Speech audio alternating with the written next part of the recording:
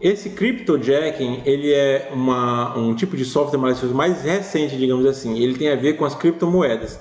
Ele é um tipo bem específico que quando a pessoa é infectada, o computador dela é utilizado para mineração de criptomoedas, tanto a Bitcoin quanto tantas outras que atualmente existem por aí. Então, se ele tem essa característica de estar usando o computador para fazer mineração de criptomoedas, ele tem esse nomezinho relacionado. Exploits é uma categoria de software malicioso que são utilizados para explorar vulnerabilidades de sistemas operacionais. É natural que os sistemas operacionais, eles vez ou outra apresente algum tipo de vulnerabilidade.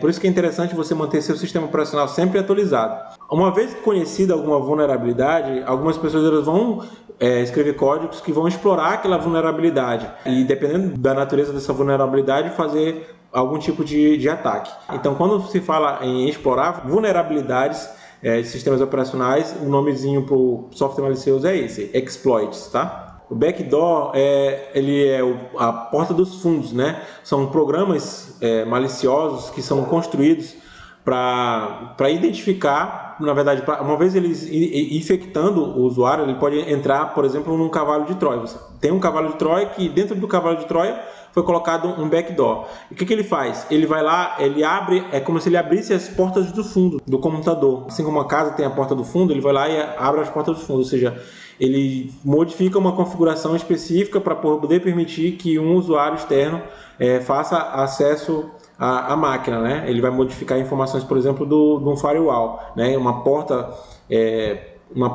de acesso a algum serviço, ela vai ser habilitada para que alguém faça uso dessa configuração, né? Ele vai modificar essa configuração para que alguém faça uso dessa vulnerabilidade. Adware. Esses adware são relacionados a propagandas, tá? Muitas vezes você pode observar que aparece alguma janela, tá? Fica aparecendo janela de navegador, abre sozinho, assim, você não sabe, você não fez nada, ele abriu sozinho e aparece uma propaganda, e aparece outra, aparece outra, aparece outra.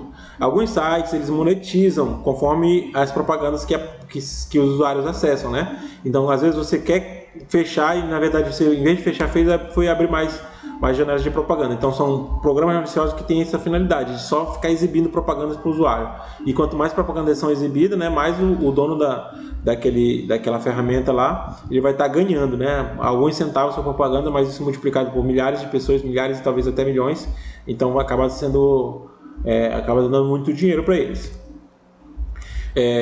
Esse também é um tipo de malware que cai bastante em questões de prova, tá? Então vamos dar atenção para ele, é o spyware. Spy no inglês é espião, tá? Então são programas que são criados para espionar o usuário, seja para monitorar, para rastrear por onde uma determinada pessoa vai, ou seja para capturar algum dado sensível, capturar senha, né? Tudo que estiver relacionado a espionar o usuário, né? Ele cai nessa categoria aí de malware, que é o spyware. O keylogger, ele é um tipo de, inclusive, um tipo de spyware. A função dele bem específica esse key em inglês é chave, né? Literalmente, mas o key vem do keyboard, né? Que é o teclado, keyboard, teclado, tá? Então o keylogger ele vai guardar tudo que você digita no seu teclado.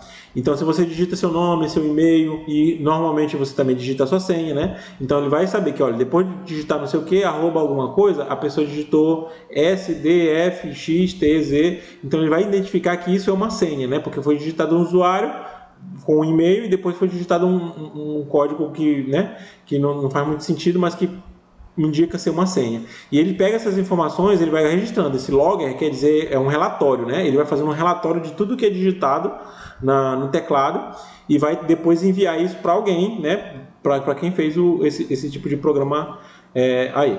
O screen logger, ele tem uma função semelhante, só que em vez de capturar o que é digitado no teclado, ele vai capturar a tela do usuário, tá? Não necessariamente a tela toda, né? Que isso equivaleria a fazer um vídeo, mas toda vez que o usuário executa uma ação, como um clique, ele vai recortar, fazer um recortezinho naquele ponto lá que ele fez o clique. Ele vai clicar ali, então, e vai tirar uma fotozinha daquele ponto onde foi clicado. E aí, ele vai enviar isso para uma terceira pessoa, né? Que está por trás desse tipo de espionagem.